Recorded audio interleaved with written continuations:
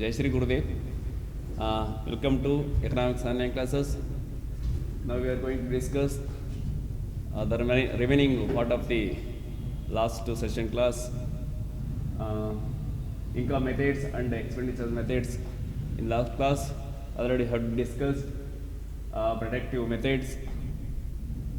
ಇನ್ನು income method and expenditure method ಉಳಿದಿರುವಂಥದ್ದು.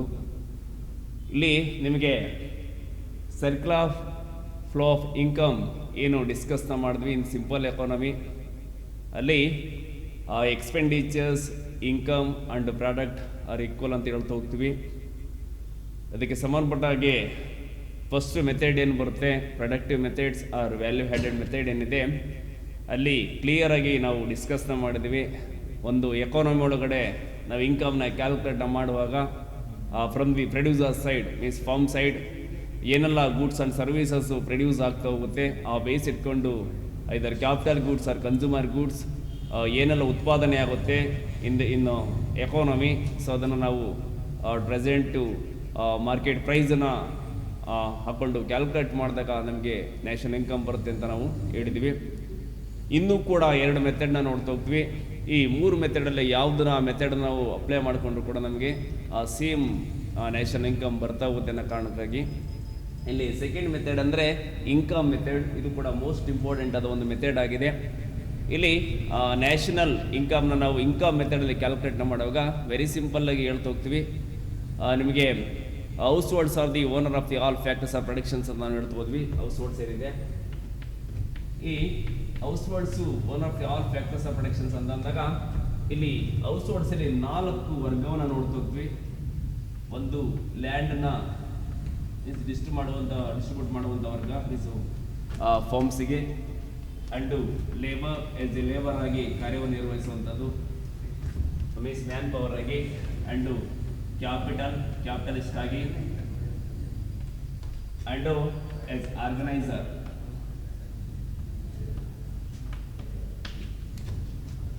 ಇಲ್ಲಿ ಇನ್ಕಮ್ ಮೆಥಡಲ್ಲಿ ನಾವೇನು ಫ್ಯಾಕ್ಟರ್ಸ್ ಆಫ್ ಪ್ರೊಡಕ್ಷನ್ಸನ್ನು ಫಾರ್ಮ್ಸ್ಗೆ ಕೊಟ್ಟಿದ್ದಕ್ಕಾಗಿ, ಲ್ಯಾಂಡ್ ಕೊಟ್ಟಿದ್ದಕ್ಕೆ, ಲೇಬರ್ನ ಕೊಟ್ಟಿದ್ದಕ್ಕೆ, ಕ್ಯಾಪಿಟಲ್ನ ಕೊಟ್ಟಿದ್ದಕ್ಕೆ ಆ್ಯಂಡ್ ಆರ್ಗನೈಸರ್ ಆಗಿದ್ದಕ್ಕೆ ಅದಕ್ಕೆ ರೆನ್ಯುಮರೇಷನ್ಸ್ ಬರ್ತಾ ಹೋಗುತ್ತೆ.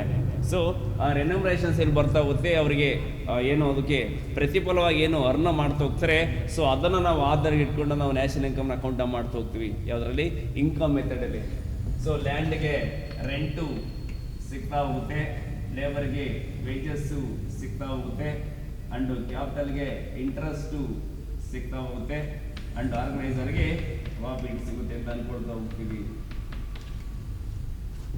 So total overall economy ಏನು ರೆಂಟನ್ನ ಪಡೆದುಕೊಳ್ಳುವಂಥವ್ರು ಮೀನ್ಸ್ ಲ್ಯಾಂಡನ್ನು ಕೊಡುವಂಥವ್ರು ಅಂಡ್ ಲೇಬರ್ಸ್ ಅವರೇನು ವೇಜನ್ನ ಪಡ್ಕೊಳ್ತಾ ಹೋಗ್ತಾರೆ.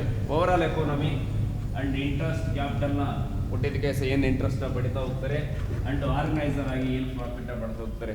ಸೊ ಇದೆಲ್ಲನೂ ಕೂಡ ಸಮ್ ಅಪ್ ಮಾಡಿದಾಗ ನಮಗೆ ನ್ಯಾಷನಲ್ ಇನ್ಕಮ್ ಸಿಗ್ತಾ ಹೋಗುತ್ತೆ ಅಂತ, ರಾಷ್ಟ್ರೀಯ ಆದಾಯ ಸಿಗ್ತಾ ಹೋಗುತ್ತೆ ಅಂತ. ಇದನ್ನ ಈ ರೀತಿಯಾಗಿ ಹೇಳ್ತಾ ಹೋಗ್ಬೋದು.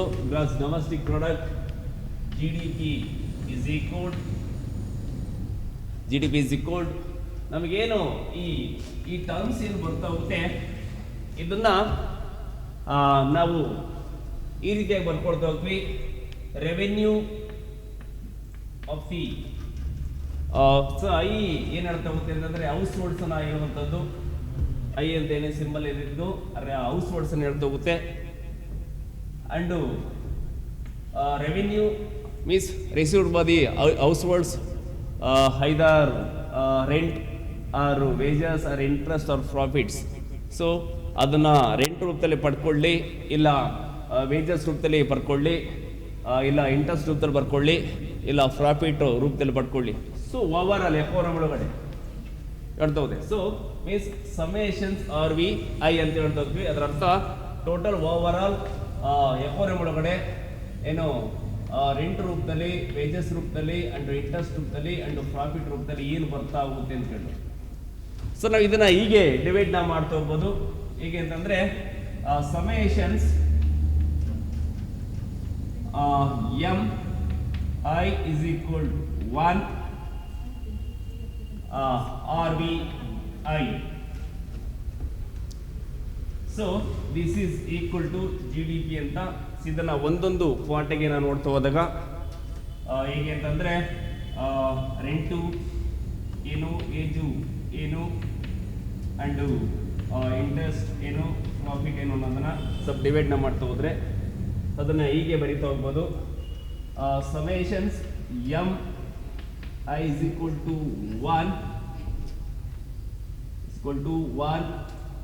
ಇಲ್ಲಿ ರೆಂಟ್ ಅಂತ ತಗೊಂಡಾಗ R I plus summations M I is equal to 1 ಇಲ್ಲಿ ವೇಜ್ ಅಂತ ಕೊಡಿದಾಗ ಡಬ್ಲ್ಯೂ ಅಂತ ಕೊಡ್ತೀವಿ, W I plus summations M I is equal to 1 ಇಲ್ಲಿ ಇಂಟ್ರೆಸ್ಟ್ ಅಂತ ತಗೊಂಡಾಗ ಐ ಎನ್ ಐ ಅಂತ ಹೇಳ್ತಾ ಹೋಗ್ತೀವಿ, and plus summations M I is equal to 1 P I ಅಂತ ಹೇಳ್ತಾ ಹೋಗ್ತೀವಿ.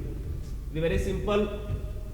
ಇಲ್ಲಿ ಆರ್ ಐ ಏನಂತ ಏನು ಹೇಳ್ತಂದ್ರೆ ಓವರ್ ಆಲ್ ಎಕಾನಮಿ ಒಳಗಡೆ, ಒಂದು ದೇಶದ ಎಕಾನಮಿ ಒಳಗಡೆ ಏನು ಲ್ಯಾಂಡ್ ಏನಿದೆ, ಲ್ಯಾಂಡ್ನ ಆತ ರೆಂಟ್ಗೆ ಕೊಟ್ಟಿದ್ದಕ್ಕೆ ಎಷ್ಟು ರೆಂಟ್ನ ರಿಸೀವ್ ಮಾಡ್ತಾ ಹೋಗ್ತೇನೆ ಅಂತ. ಸೊ ಹೌಸ್ ಹೋಲ್ಡ್ಸ್ ಐ ಅನ್ನೋದು ಇಲ್ಲಿ ಈ ಒಂದು ಟೈಮ್ ನಾವು ಐ ಏನಿದ್ರೆ ನಾವು ಹೌಸ್ ಹೋಲ್ಡ್ಸ್ ಅಂತ ತಗೊಳ್ತಾ ಹೋಗ್ತೀವಿ. ಎಮ್ ಅನ್ನೋದು ನಂಬರ್ ಆಫ್ ಹೌಸ್ ಹೋಲ್ಡ್ಸ್ ಆಗ್ತಾ ಹೋಗುತ್ತೆ. ಅದರ ಅರ್ಥ ಟೋಟಲ್ ಎಕಾನಮಿ ಒಳಗಡೆ ಒಬ್ಬ ಹೌಸ್ ಹೋಲ್ಡ್ಸ್ ಅಲ್ಲಿ ಲ್ಯಾಂಡ್ನ ಸೊ ರೆಂಟಿಗೆ ಕೊಟ್ಬಿಟ್ಟು ಎಷ್ಟು ರೆಂಟ್ನ ರಿಸೀವ್ ಮಾಡ್ತಾ ಹೋಗ್ತಾರೆ ಅಂದ್ಕೊಂಡು ಅದು ತೋರಿಸುವಂಥದ್ದು. ಅಂಡ್ ಈ ಟರ್ಮ್ಸಲ್ಲಿ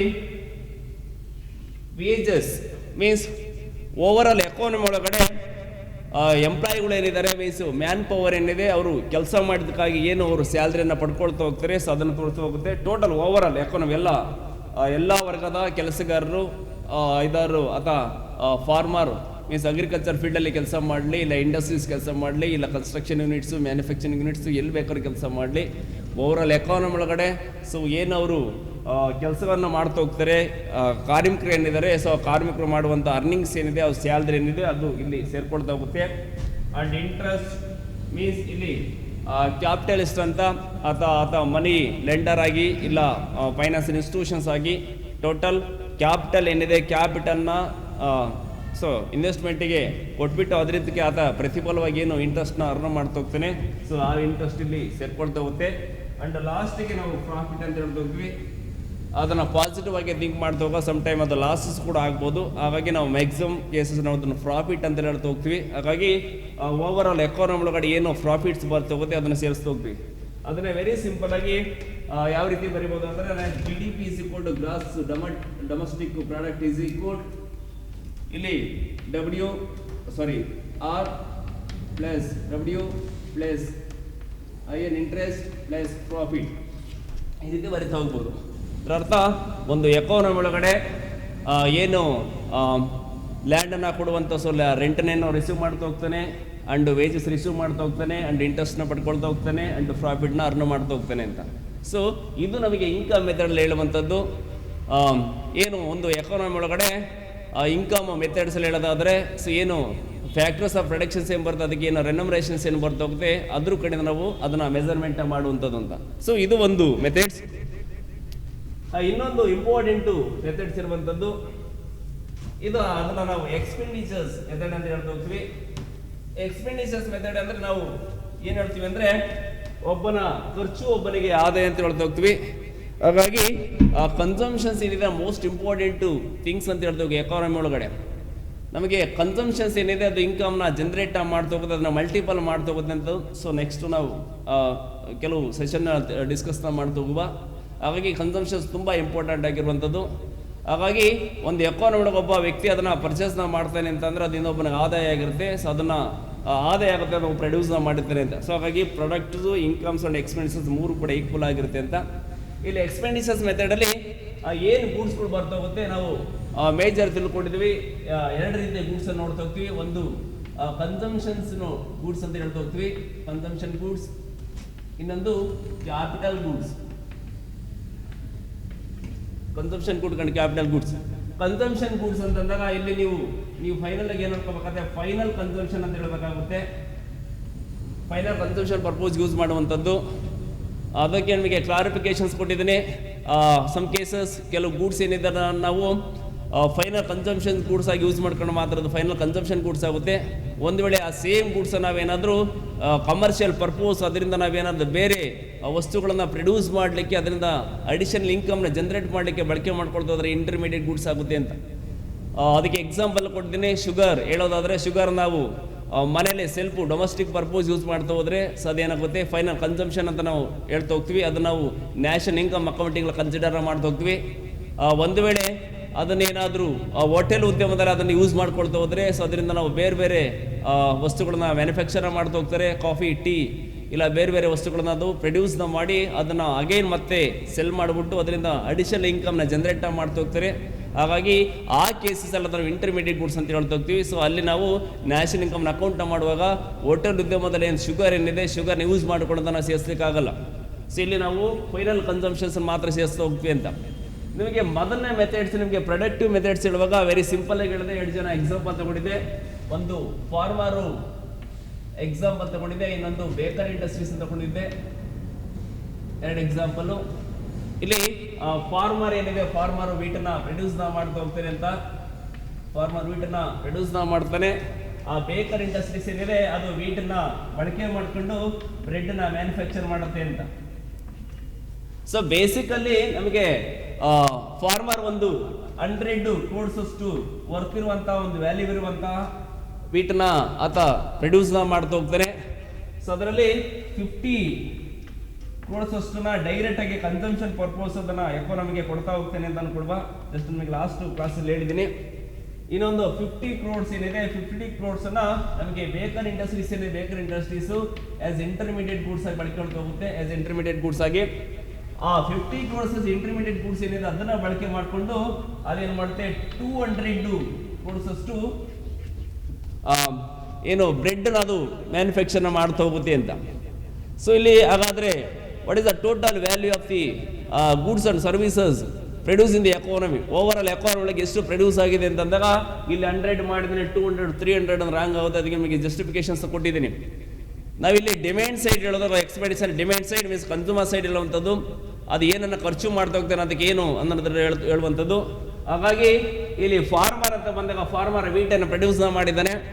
ಆ ವೀಟನ್ನ ಪ್ರೊಡ್ಯೂಸ್ ಮಾಡಿದ್ರಲ್ಲಿ ಏನು 50% ಅಥವಾ 50 crores ಅಷ್ಟು ಡೈರೆಕ್ಟ್ ಆಗಿ ಕನ್ಸಂಪ್ಷನ್ಸ್ ಪರ್ಪೋಸ್ಗೆ ಕೊಟ್ಟಿದ್ದಾನೆ, ಫೈನಲ್ ಕನ್ಸಂಪ್ಷನ್ಸ್ಗೆ ಯೂಸ್ ಮಾಡಲಿಕ್ಕೆ ಅದನ್ನ ಕೊಟ್ಟಿದ್ದಾನೆ. ಸೊ ಅದನ್ನ ಇಲ್ಲಿ ಕನ್ಸಿಡರ್ ಮಾಡ್ತೀವಿ. ಅಂಡ್ ಇಲ್ಲಿ 200 crores ಅಷ್ಟು ಅದರ ವರ್ತಿರುವಂತಹ ಒಂದು ಬ್ರೆಡ್ ಅನ್ನ ಆತ ಮ್ಯಾನುಫ್ಯಾಕ್ಚರ್ ಮಾಡಿದ್ದಾನೆ.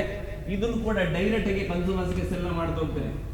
ಸೊ ಹಾಗಾಗಿ what is the total value of the goods and services ಅಂದ್ರೆ what is the total value of the goods so produced by the either farmers or baker total overall economy ಒಳಗಡೆ ಅಂತ ಅಂದಾಗ so 250 ಕೋಟಿ ಆಗ್ತಾ ಹೋಗುತ್ತೆ.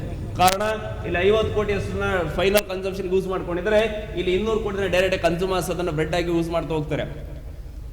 ಇದು ನಿಮಗೆ ಕ್ಲಾರಿಟಿ ಇರಲಿ. ನಾವು ಅಲ್ಲಿ ಪ್ರೊಡಕ್ಟಿವ್ ಮೆಥಡ್ಸ್ ಹೇಳ್ತಾ ಹೋದಾಗ ನಿಮಗೆ ಇಂಟರ್ಮೀಡಿಯೇಟ್ ಗೂಡ್ಸ್ ಅನ್ನ ಕನ್ಸಿಡರ್ ಮಾಡೋದಿಲ್ಲ.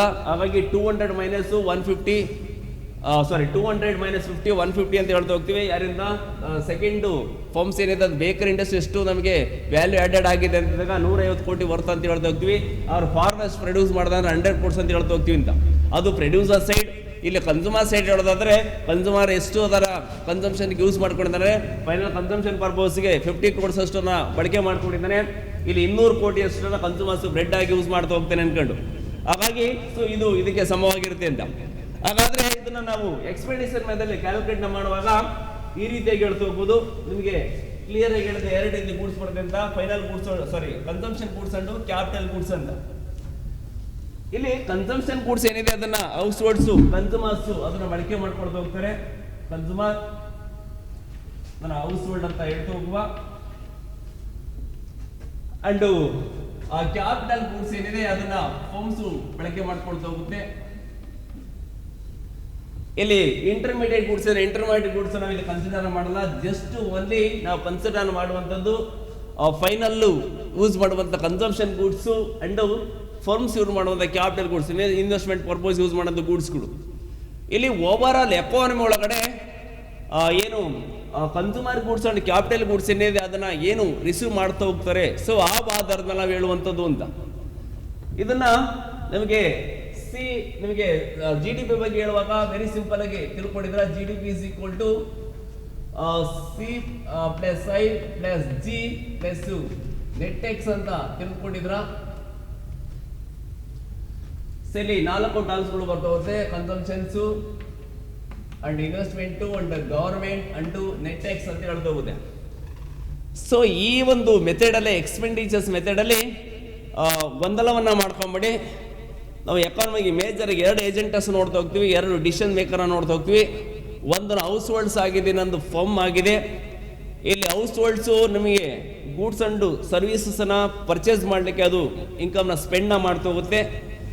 ಅಂಡ್ ಅದನ್ನ ಫರ್ಮ್ಸ್ ಏನಿದೆ, ಫರ್ಮ್ಸ್ ಏನು ಮಾಡ್ತಾರೆ, ರಿಸೀವ್ನ ಮಾಡ್ತಾ ಹೋಗುತ್ತೆ. ಸೊ ಇಲ್ಲಿ ನಮಗೆ ಒಬ್ಬರ ಆದಾಯ ಒಬ್ಬರಿಗೆ ಖರ್ಚು ಅಂತ ಹೇಳ್ತಾ ಹೋಗ್ತೀವಿ. ಇಲ್ಲಿ ಏನಿದೆ ಕನ್ಸೂಮರ್ ಗೂಡ್ಸ್ ಏನಿದೆ, ಕನ್ಸಂಪ್ಷನ್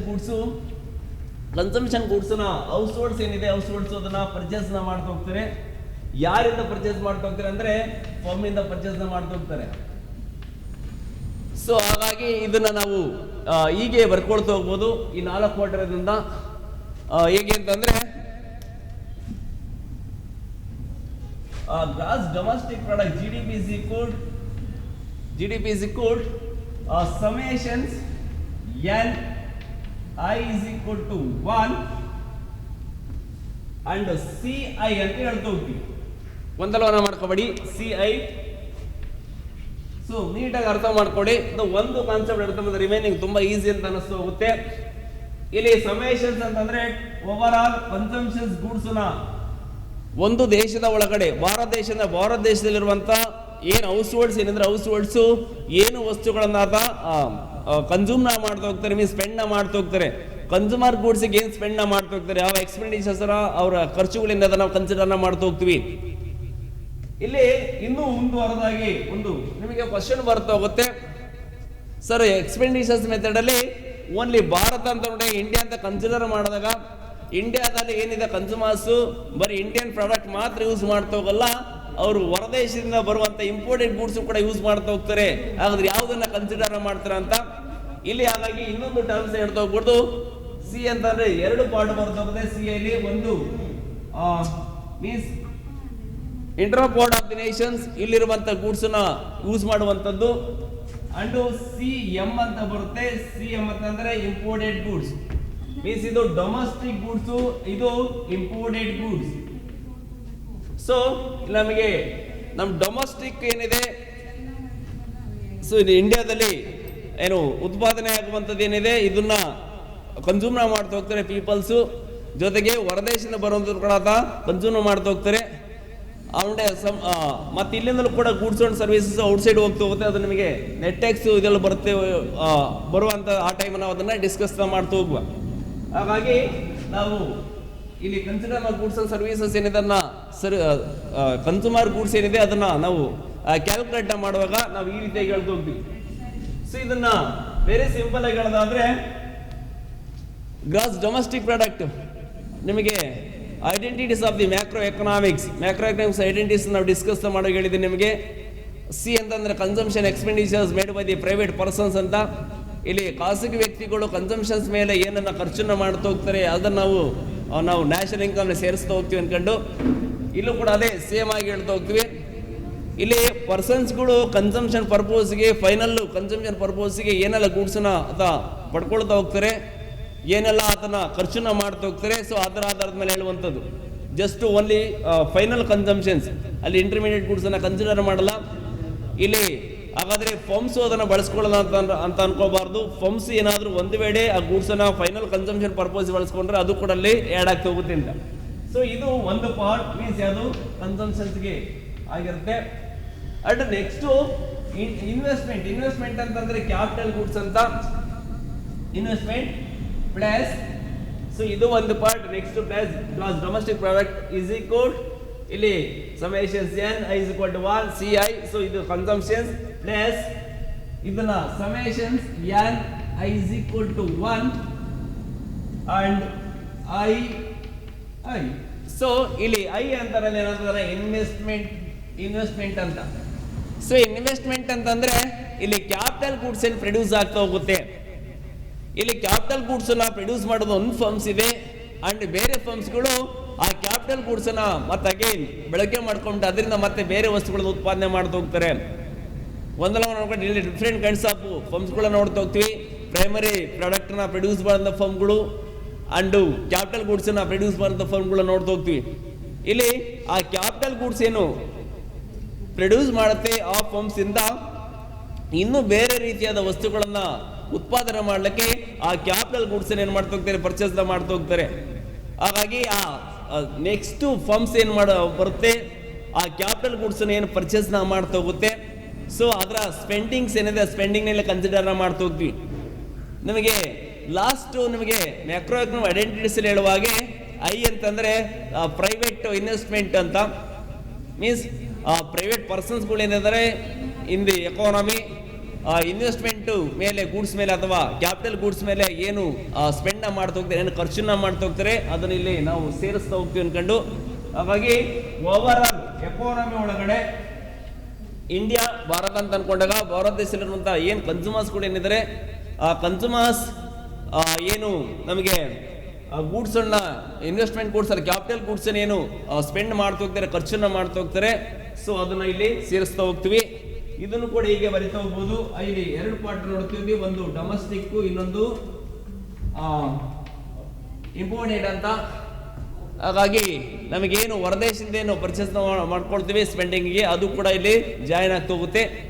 ಅಂಡ್ ನೆಕ್ಸ್ಟ್ ನಮಗೆ ಇಲ್ಲಿಂದ ಹೋಗುವಂತ ಕ್ಯಾಪಿಟಲ್ ಗೂಡ್ಸ್ ಹೊರದೇಶಕ್ಕೆ ಸ್ಪೆಂಡ್ ಮೀನ್ಸ್ ಅದು ಸೇಲ್ ಆಗ್ತಾ ಹೋಗುತ್ತೆ, ಎಕ್ಸ್ಪೋರ್ಟ್ ಆಗ್ತಾ ಹೋಗುತ್ತೆ. ಅದನ್ನ ನಾವು ನೆಟ್ ಎಕ್ಸ್ ಅಲ್ಲಿ ನೋಡ್ತಾ ಹೋಗುವ. ಅಂಡ್ ಥರ್ಡ್ ಪಾರ್ಟ್ ಆಗಿ first part consumption expenditures, second part investment expenditures made by the peoples means private persons ಅಂತ. ನೆಕ್ಸ್ಟ್ ಜಿ ಬರ್ತಾ ಹೋಗುತ್ತೆ. ಇಲ್ಲಿ ಜಿ ಅಂತ ಗವರ್ಮೆಂಟ್, ಇಲ್ಲಿ ಹೌಸ್ ಹೋಲ್ಡ್ಸ್ ಏನು ಕನ್ಸಂಪ್ಷನ್ ಗೂಡ್ಸ್ ಪರ್ಚೇಸ್ ಮಾಡ್ತಾರೆ, ಆ ಫರ್ಮ್ಸ್ ಏನು ಕ್ಯಾಪಿಟಲ್ ಗೂಡ್ಸ್ ಅನ್ನ ಪರ್ಚೇಸ್ ಮಾಡ್ತಾ ಹೋಗುತ್ತೆ. ಸೇಮ್ ಹಾಗೆ ಅಲ್ಲಿ ಗವರ್ಮೆಂಟ್ ಕೂಡ ಎರಡು ರೀತಿ ಗೂಡ್ಸ್ ಕೂಡ ಪರ್ಚೇಸ್ ಮಾಡ್ತಾ ಹೋಗುತ್ತೆ. ನಿಮಗೆ ಕ್ಲಿಯರ್ ಆಗಿ ಗೊತ್ತಿದೆ. ಆ ಗವರ್ಮೆಂಟ್ ಏನಕ್ಕೆ ಪರ್ಚೇಸ್ ಮಾಡ್ತಾ ಹೋಗುತ್ತೆ ಕನ್ಸ್ಯೂಮರ್ ಗೂಡ್ಸ್ ಅಂತಂದ್ರೆ, ಗವರ್ಮೆಂಟ್ ಒಂದು ರೆಸ್ಪಾನ್ಸಿಬಿಲಿಟಿ ಏನಾಗಿದೆ ಅಂದ್ರೆ ಅಲ್ಲಿ ಪೀಪಲ್ಸ್ಗೆ ಬೇಸಿಕ್ ನೀಡ್ಸ್ ನ ಪ್ರೊವೈಡ್ ಮಾಡುವಂತದ್ದಾಗಿರುತ್ತೆ. ಆ ಬೇಸಿಕ್ ನೀಡ್ಸ್ ನ ಪ್ರೊವೈಡ್ ಮಾಡುವಂತ ಸಂದರ್ಭದಲ್ಲಿ ಅದೇನು ಈ ಕನ್ಸಂಪ್ಷನ್ಸ್ ಗೂಡ್ಸ್ ಏನ್ ಬರುತ್ತೆ, ಈ ಕನ್ಸ್ಯೂಮರ್ ಗೂಡ್ಸ್ ಅದನ್ನ ಪರ್ಚೇಸ್ ಮಾಡ್ತಾ ಹೋಗುತ್ತೆ, ಇಲ್ಲಿಂದ ಫರ್ಮ್ಸ್ ಇಂದ ಪರ್ಚೇಸ್ ಮಾಡುತ್ತೆ. ಅಂಡ್ ಜೊತೆಗೆ ಆ ಗವರ್ಮೆಂಟ್ ಕೂಡ ಕೆಲವು ಎಂಟರ್ಪ್ರೈಸಸ್ ನ ರನ್ ಮಾಡ್ತಿರುತ್ತೆ. ಸೊ ಹಾಗಾಗಿ ಅದಕ್ಕೂ ಕೂಡ ಕ್ಯಾಪಿಟಲ್ ಗೂಡ್ಸ್ ಬೇಕಾಗುತ್ತೆ. ಹಾಗಾಗಿ ಕ್ಯಾಪಿಟಲ್ ಗೂಡ್ಸ್ ಕೂಡ ಅದು ಪರ್ಚೇಸ್ ಸ್ಪೆಂಡ್ ಮಾಡ್ತಾ ಅದ್ರ ಮೇಲೆ ಎಕ್ಸ್ಪೆಂಡಿಚರ್ಸ್ ಮಾಡ್ತಾ ಹೋಗುತ್ತೆ ಅಂತ. ಹಾಗಾಗಿ ಅದನ್ನ ಹೀಗೆ ಬರ್ಬೋದು, summations N is equal to 1 GI ಅಂತ.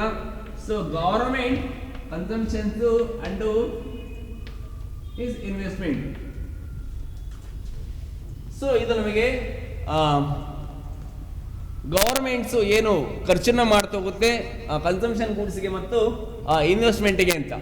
ಇದೆಲ್ಲ ಕೂಡ ಸೇಮ್ ನೋಡ್ತಾ ಹೋಗ್ಬೋದು. ಗವರ್ಮೆಂಟ್ಸ್ ಮೀನ್ಸ್ ಡೊಮೆಸ್ಟಿಕ್ ಪ್ರಾಡಕ್ಟ್ನ ಬಳಕೆ ಮಾಡ್ಕೊಳ್ಳುವಂಥದ್ದು, ಮೈನಸ್ ಎಂ ಅಂತಂದ್ರೆ ಇಂಪೋರ್ಟೆಡ್ ಗೂಡ್ಸ್ ನ ಬಳಕೆ ಮಾಡ್ಕೊಳ್ಳುವಂಥದ್ದು ಅಂತ. ನಾವು ಜಸ್ಟ್ ಈ ಪಾರ್ಟ್ ಮಾತ್ರ ಇದು ಕೊಡ್ರಿ, ಜಸ್ಟ್ ನಿಮಗೆ ನೆನಪು ಮಾಡ್ತಿರೋದಷ್ಟೇ. ಅಂಡ್ ಇನ್ನೊಂದು ಪಾರ್ಟ್ ಅನ್ನು ನೋಡೋದಕ್ಕೆ ಮೋಸ್ಟ್ ಇಂಪಾರ್ಟೆಂಟ್. ಹಾಗಾದ್ರೆ ಒಂದು ದೇಶದಲ್ಲಿ ನೀವು ಎಕ್ಸ್ಪೆಂಡಿಚರ್ಸ್ ಮೆಥಡ್ ಅಲ್ಲಿ ನ್ಯಾಷನಲ್ ಇನ್ಕಮ್ ನ ಕನ್ಸಿಡರ್ ಮಾಡುವಾಗ ಭಾರತ ದೇಶದಲ್ಲಿರುವಂತ ಪೀಪಲ್ಸ್ ಏನು ಕನ್ಸಂಪ್ಷನ್ ಗೂಡ್ಸ್ನೇ ಏನು ಖರ್ಚು ಮಾಡ್ತಾ ಹೋಗ್ತಾರೆ, ಇಂಡಿಯನ್ಸ್ ಪೀಪಲ್ಸ್ ಏನಿದ್ದಾರೆ ಕ್ಯಾಪಿಟಲ್ ಗೂಡ್ಸ್ ಮೇಲೆ ಸ್ಪೆಂಡ್ ಮಾಡ್ತಾ ಹೋಗ್ತಾರೆ. ಅಂಡ್ ಗವರ್ಮೆಂಟ್ ಆಫ್ ಇಂಡಿಯಾ ಏನು ಕನ್ಸಂಪ್ಷನ್ ಗೂಡ್ಸ್ ಮತ್ತೆ ಕ್ಯಾಪಿಟಲ್ ಗೂಡ್ಸ್ಗೆ ಏನು ಸ್ಪೆಂಡ್ ಮಾಡ್ತಾ ಹೋಗುತ್ತೆ, ಇಷ್ಟನ್ನು ಮಾತ್ರ ನೀವು ಕನ್ಸಿಡರ್ ಮಾಡಿದ್ರೆ ಇನ್ನ ಇಲ್ಲಿಂದ ಏನಾದ್ರೂ ಹೊರದೇಶಕ್ಕೆ ಎಕ್ಸ್ಪೋರ್ಟ್ ಏನಾಗ್ತಾ ಹೋಗುತ್ತೆ. ಸೊ ಅಲ್ಲಿ ಬೇರೆ ಪೀಪಲ್ಸ್, ಬೇರೆ ದೇಶದ peoples, rest of the worlds ಏನಿದ್ರೆ ಆ ಪೀಪಲ್ಸ್ ಅದನ್ನ ಖರ್ಚನ್ನು ಮಾಡ್ತಾರೆ, ಬಳಕೆ ಮಾಡ್ಕೊಳ್ತಾ ಹೋದ್ರೆ ಸೊ ಅದರಿಂದ ಏನು ಖರ್ಚಾಗ್ತಾ ಹೋಗುತ್ತೆ. ಸೊ ಅದನ್ನು ನೀವು ಕನ್ಸಿಡರ್ ಮಾಡೋಕ್ಕಾಗಲ್ವಾ ಅಂತ. ಹಾಗಾಗಿ ಅಲ್ಲಿ ಅದನ್ನು ಕೂಡ ನಾವು ಕನ್ಸಿಡರ್ ಮಾಡ್ತಾ ಹೋಗ್ತೀವಿ. ಅದನ್ನ ಈ ರೀತಿಯಾಗಿ ಹೇಳ್ತಾ ಹೋಗ್ಬೋದು. Plus summations N I is equal to 1. So ಅದನ್ನ ಎಕ್ಸ್ ಐ ಅಂತ ಹೇಳ್ತಾ ಹೋಗ್ತೀವಿ. ಎಕ್ಸ್ ಐ ಅಂತಂದ್ರೆ ಇಲ್ಲಿ ಇಂಡಿಯಾನಲ್ಲಿ ಪ್ರೊಡ್ಯೂಸ್ ಆಗಿರುವಂತ ಇದರ consumption goods and expenditures goods ಇದನ್ನ ಅಬ್ರಾಡ್ ಅಲ್ಲಿ means rest of the world ಏನಿದೆ ಅಲ್ಲಿ ಅದನ್ನ ಖರ್ಚನ್ನ ಮಾಡಿದ್ರೆ, ಅಲ್ಲಿ ಸ್ಪೆಂಡ್ ಮಾಡಿದ್ರೆ, ಸೊ ಅಲ್ಲಿ ಎಕ್ಸ್ಪೆಂಡಿಚರ್ಸ್ ಮಾಡಿದ್ರೆ ಅದನ್ನ ನಾವು ಎಕ್ಸ್ ಅಂತ ಕರಿತಾ ಹೋಗ್ತೀವಿ. ಇಲ್ಲಿ ಅರ್ಥ ಮಾಡ್ಕೊಳ್ಳುವಾಗ ಸೊ ಎರಡು ಹ್ಯಾಂಗಲ್ ಅರ್ಥ ಮಾಡ್ಕೋಬಹುದು. ಒಂದ್ ಹ್ಯಾಂಗಲ್ ಅಂತಂದ್ರೆ ಇಲ್ಲಿ ಪೀಪಲ್ಸ್ ಏನಿದ್ರೆ ಹೌಸ್ ಹೋಲ್ಡ್ಸ್ ಏನಿದೆ ಕನ್ಸಂಪ್ಷನ್ಸ್ ಗೂಡ್ಸ್ ಏನು ಖರ್ಚುನ ಮಾಡ್ತಾ ಹೋಗುತ್ತೆ, ಸ್ಪೆಂಡ್ ಮಾಡ್ತಾ ಹೋಗುತ್ತೆ, ಆ ಆಧಾರದಿಂದ ಇದನ್ನ ಹೇಳ್ತಾ ಹೋಗ್ಬೋದು. ಇನ್ನೊಂದು ಆಧಾರದಲ್ಲಿ ಸೊ ಈ ಹೌಸ್ ಫರ್ಮ್ಸ್ ಏನು ಬರುತ್ತೆ, ಫರ್ಮ್ಸ್ ಕನ್ಸಂಪ್ಷನ್ಸ್ ಗೂಡ್ಸ್ ನ ಕನ್ಸ್ಯೂಮರ್ ಏನಿದ್ದಾರೆ ಹೌಸ್ ಹೋಲ್ಡ್ಸ್ ಏನು ಅದರಿಂದ ರಿಸೀವ್ ಮಾಡ್ಕೊಳ್ತೇವೆ, ಆ ಆಧಾರದಿಂದ ಹೇಳ್ತಾ ಹೋಗ್ಬೋದು. ಅಂಡ್ ಈ ಕೇಸಲ್ಲೂ ಅಷ್ಟೇ ಒಂದೇ ಆಂಗಲ್ ಅಲ್ಲಿ ಆ ಕ್ಯಾಪಿಟಲ್ ಗೂಡ್ಸಿಗೆ ಏನು ಫರ್ಮ್ಸ್ಗಳು ಸ್ಪೆಂಡ್ ಮಾಡ್ತಾ ಹೋಗ್ತಾರೆ, ಆ ಆಧಾರದ ಕೂಡ ಹೇಳ್ತಾ ಹೋಗ್ಬೋದು. ಇನ್ನೊಂದು ಆಂಗಲ್ ಹೇಳೋದಾದ್ರೆ ಫಸ್ಟು ಮೆಷಿನರಿ ಗೂಡ್ಸ್ ಅಥವಾ ಕ್ಯಾಪಿಟಲ್ ಗೂಡ್ಸ್ ನ ಪ್ರೊಡ್ಯೂಸ್ ಮಾಡುವಂತ ಫರ್ಮ್ಸ್ ಕೂಡ ಏನಿದೆ ಆ ವಸ್ತುಗಳನ್ನ ಪ್ರೊಡ್ಯೂಸ್ ಮಾಡಿದ ವಸ್ತುಗಳನ್ನ ಮಾರಾಟ ಮಾಡಿದಕ್ಕಾಗಿ ಏನು ರಿಸೀವ್ ಮಾಡ್ತಾ ಹೋಗುತ್ತೆ, ಆ ಆಧಾರದಲ್ಲಿ ಕೂಡ ಹೇಳ್ತಾ ಹೋಗ್ಬೋದು. ಇಲ್ಲೂ ಕೂಡ ಅಷ್ಟೇ ಗವರ್ಮೆಂಟ್ ಏನು consumption and and investment goods ಮೇಲೆ ಏನು ಎಕ್ಸ್ಪೆಂಡಿಚರ್ಸ್ ನ ಮಾಡ್ತಾ ಹೋಗುತ್ತೆ, ಅದರ ಆಧಾರದಲ್ಲಿ ಕೂಡ ಹೇಳ್ತಾ ಹೋಗ್ಬೋದು. ಇಲ್ಲ ಅಂದ್ರೆ ಏನು ಐದಾರು ಕನ್ಸ್ಯೂಮರ್ ಗೂಡ್ಸ್ ನ ಪ್ರೊಡ್ಯೂಸ್ ಮಾಡುವಂತಹ ಫರ್ಮ್ಸ್ಗಳು ಅಥವಾ ಕ್ಯಾಪಿಟಲ್ ಗೂಡ್ಸ್ ನ ಪ್ರೊಡ್ಯೂಸ್ ಮಾಡುವಂತಹ ಫರ್ಮ್ಸ್ಗಳು ಏನಿದೆ ಗವರ್ಮೆಂಟ್ ಇಂದ ಏನು ಕನ್ಸ್ಯೂಮರ್ ಗೂಡ್ಸ್ ನ ಸೆಲ್ ಮಾಡಿದ್ಕೆ ಅಂಡ್ ಕ್ಯಾಪಿಟಲ್ ಗೂಡ್ಸ್ ನ ಸೆಲ್ ಮಾಡೋದಕ್ಕೆ ಏನು ರಿಸೀವ್ ಮಾಡ್ತಾ ಹೋಗುತ್ತೆ, ಆ ಆಧಾರದಲ್ಲಿ ಕೂಡ ಹೇಳ್ತಾ ಹೋಗ್ಬೋದು. ಅಂಡ್ ಫೈನಲ್ ಆಗಿ ನಾವು XI ಅಂತಂದ್ರೆ ಅದನ್ನ ಯಾವ ರೀತಿ ಹೇಳ್ಬೋದು ಅಂತಂದ್ರೆ ಸೊ ಇಲ್ಲಿಂದ ಏನು ಎಕ್ಸ್ಪೋರ್ಟ್ ಆಗಿರುವಂತ ಕನ್ಸ್ಯೂಮರ್ ಗೂಡ್ಸ್ ಅದು ಕ್ಯಾಪಿಟಲ್ ಗೂಡ್ಸ್ ಏನಿದೆ ಹೊರದೇಶಕ್ಕೇನು ಅದು ಹೊರದೇಶಕ್ಕೇನು ಎಕ್ಸ್ಪೋರ್ಟ್ ಆಗ್ತಾ ಹೋಗುತ್ತೆ, ಸೊ ಅಲ್ಲೇನು rest of the world peoples ಅದನ್ನ ಖರ್ಚುನ ಮಾಡ್ತಾ ಹೋಗ್ತಾರೆ. ಸೊ ಅದನ್ನ ಆಧಾರದಲ್ಲಿ ಕೂಡ ನಾವು ಇದನ್ನ ಹೇಳ್ತಾ ಹೋಗ್ಬೋದು. ಇಲ್ಲ ಅದನ್ನ ಮೀನ್ಸ್ ಇಲ್ಲಿ ಫರ್ಮ್ಸ್ಗಳು ಹೆಂಗ್ ರಿಸೀವ್ ಮಾಡ್ತಾ ಹೋಗುತ್ತೆ, ಸೊ ಈ ಆಧಾರದಲ್ಲಿ ಕೂಡ ಹೇಳ್ತಾ ಹೋಗ್ಬೋದು. ಹಾಗಾಗಿ ಸಿಂಪಲ್ ಟರ್ಮ್ಸ್ ಲಾಸ್ಟ್ಗೆ GDP is equal very simple GDP is equal to C plus I plus G plus net X ಅಂತ ಆಗ್ತಾ ಹೋಗುತ್ತೆ. Very simple. ಸೊ ಲಾಸ್ಟ್ಗೆ ಫೈನಲ್ ಆಗಿ ನಿಮಗೆ ಪ್ರೊಡಕ್ಟಿವ್ ಮೆಥಡ್ಸ್ ತಿಳ್ಕೊಂಡಿದ್ರ gross value added of the firms ಅಂತ. And next ಇದರಲ್ಲಿ income methods ತಿಳ್ಕೊಂಡಿದ್ರ summations N I is equal to 1 RVI ಅಂತ ತಿಳ್ಕೊಂಡಿದ್ರ, ರೆವಿನ್ಯೂ ಅಂತ ತಿಳ್ಕೊಂಡಿದ್ರ, renovations of the factors of productions ಅಂತ. ಅಂಡ್ ಥರ್ಡ್ ಇದರಲ್ಲಿ GDP is equal to C plus I plus G plus net X ಅಂತ ತಿಳ್ಕೊಂಡಿದ್ರ. ಹಾಗಾಗಿ ಈ ಮೂರು ಟರ್ಮ್ಗಳು ಕೂಡ ಈಕ್ವಲ್ ಆಗ್ತಾ ಹೋಗುತ್ತೆ. ನೆಕ್ಸ್ಟ್ ಸೆಷನ್ ಅಲ್ಲಿ ಮೂರು ಏನು ಮೆಥಡ್ಸ್ ಇದೆ, ಮೂರು ಮೆಥಡ್ಸ್ಗೂ ಕೂಡ ಒಂದು ಸೇಮ್ ಎಕ್ಸಾಂಪಲ್ಸ್ ಅನ್ನು ಅಪ್ಲೈ ಮಾಡಿಕೊಂಡು ಯಾವ ರೀತಿಯಾಗಿ ನ್ಯಾಷನಲ್ ಇನ್ಕಮ್ ಬರುತ್ತೆ ಅನ್ನೋದನ್ನ ಡಿಸ್ಕಸ್ ಮಾಡ್ತಾ ಹೋಗುವ. Thank you.